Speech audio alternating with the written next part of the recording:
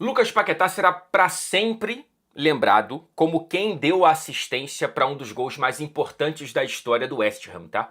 Foi ele, lá em Praga, na final de 2023 da Conference League, quem achou aos 44 do segundo tempo, num passe de sinuca, o Bowen para fazer sair cara a cara com o goleiro da Fiorentina e fazer o 2-1, o gol do primeiro título em 43 anos do West Ham. Tirou o time de um jejum de várias gerações. Então, naquele momento, automaticamente o Paquetá ele encerrava ali a primeira temporada dele como jogador do West Ham, ele já esbarrava automaticamente numa condição de ídolo. Só que de lá para cá, a relação deu passos para trás, ela foi se corroendo e ela pode se encerrar de maneira um pouco traumática para o torcedor do West Ham, tá? O meu papel aqui nesse vídeo é tentar oferecer, como correspondente do futebol inglês há quase 10 anos, a perspectiva do torcedor do West Ham, tá? Eu vou falar um pouco também de como o impacto do Paquetá seria para o Flamengo e para o futebol brasileiro caso essa negociação de fato se concretize,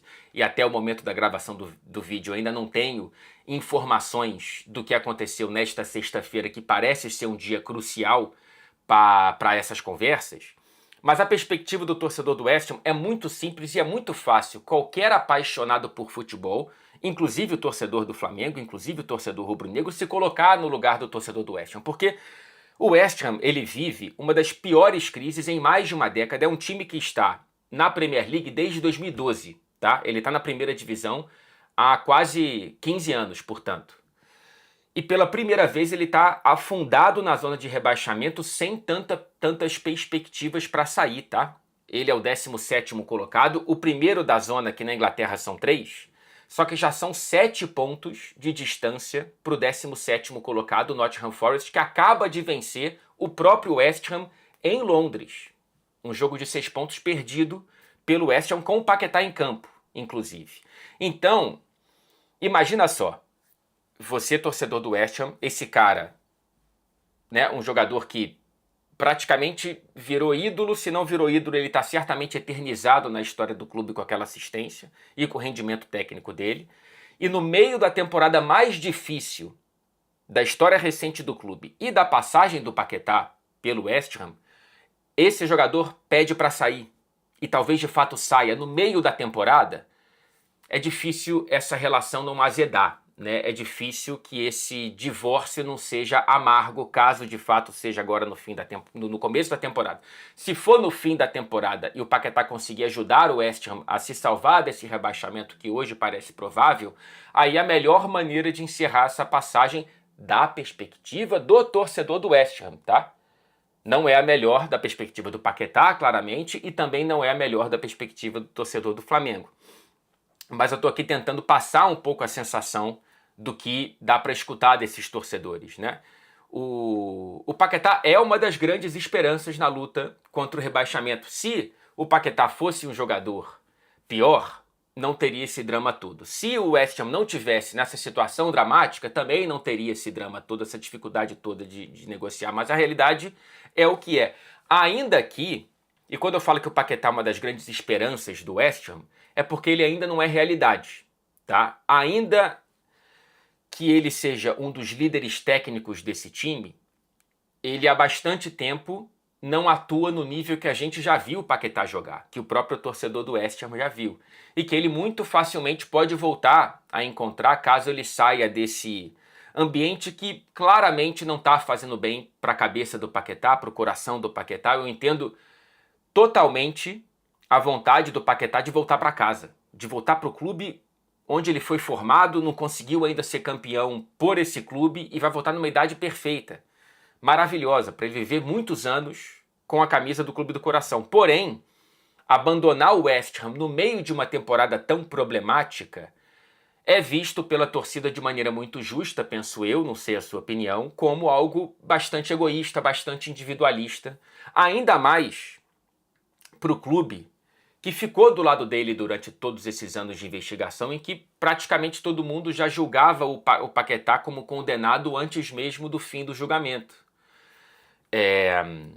A seleção brasileira parou de convocar o Paquetá por conta das investigações e o West Ham continuou colocando o Paquetá em campo. É claro que existe também uma perspectiva de proteger o próprio ativo. Eu não estou aqui dizendo que foi uma atitude apenas romântica do West Ham para cima do Paquetá, não. Estava protegendo o próprio jogador. E é um dos principais jogadores, então para a própria performance esportiva do West Ham era muito interessante ter o Paquetá em campo. Mas houve ali uma conexão ainda mais profunda, tá? Se você não acredita em mim, veja os posts do próprio Paquetá falando de lealdade, agradecendo o apoio do clube durante todo esse período de 2 anos, beijando o escudo, celebrando o gol no começo dessa temporada. Então, nesse momento a torcida fica se perguntando, caramba, é assim que você retribui? Pedindo para sair no meio da temporada, e ao mesmo tempo tem muita gente falando, cara, se você quer ir, que o clube venda logo, porque a gente precisa reinvestir esse dinheiro para reforçar esse elenco, porque há uma urgência muito maior para o West Ham, que é sair da luta contra o rebaixamento, sair da zona de rebaixamento, muito mais urgente para o West Ham do que a situação das preferências de vida e de carreira do Paquetá. Ele ainda não voltou a jogar aquele futebol, mas ainda assim é um dos principais jogadores criativos desse frágil elenco do West Ham, né? Se o Paquetá está tentando pular do barco, é também porque esse barco está afundando. O Paquetá, ainda longe do auge técnico, já demonstrado e não só projetado, é o primeiro em passes-chave do elenco do West Ham, tá? É o primeiro dentro da Premier League, é o primeiro em grandes chances criadas, é o vice-artilheiro do time, é o segundo em finalizações no gol e o terceiro em dribles corretos. Também é o primeiro em perda de posse e em cartões amarelos, que são problemas do Paquetá, mas a posse eu acho que também é um pouco por conta da posição dele, tem que arriscar mesmo e você vai perder a bola. Dito tudo isso, caso a negociação seja de fato concluída, o Paquetá chega automaticamente como um dos melhores jogadores do futebol brasileiro. E claro que também do Flamengo, que é o melhor time do futebol da América do Sul, né? O Flamengo contrata um excepcional meio-campista, tá? Para os padrões do futebol brasileiro e do futebol sul-americano, que pode jogar tanto de 8 quanto de 10, e que para os padrões do futebol europeu, que endinheirado tem melhores jogadores, o Paquetá ainda tem mercado. É um soco na mesa quase que inaugural de uma nova fase, eu não diria do futebol brasileiro, mas provavelmente do Flamengo. De você conseguir competir. É claro que aqui tem o fator coração, que pesa muito, né? É difícil que o Flamengo consiga tirar um jogador do mercado europeu que não tenha conexão com o Flamengo. Ainda estamos numa posição da hierarquia da cadeia alimentar inferior à grande parte do futebol europeu, especialmente da Premier League. Mas independentemente disso, o Paquetá está voltando para casa, caso a negociação seja concluída, com 28 anos de idade e dizendo não para outros clubes do futebol europeu e do futebol inglês, da primeira divisão do futebol inglês. Não seria a maior contratação da história do futebol brasileiro, até porque o próprio rubro-negro deveria lembrar de Romário, mas se Romário foi uma loucura financeira, né, de um Flamengo que não tinha tantas condições por conta própria de fazer isso, o Paquetá está dentro de uma realidade financeira, repito, inaugural para o Flamengo.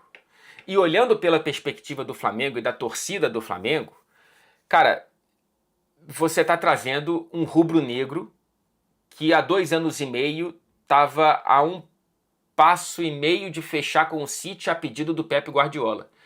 E que não voltou, penso eu, a repetir aquele nível físico que a gente viu inclusive na seleção brasileira, contra a própria Inglaterra em Wembley, que eu estava lá cobrindo, muito por conta de questões psicológicas, né? Do impacto das investigações e de, muito provavelmente, o ambiente do West Ham e da Inglaterra ser mais tóxico do que representar algo que abrace o Lucas Paquetá.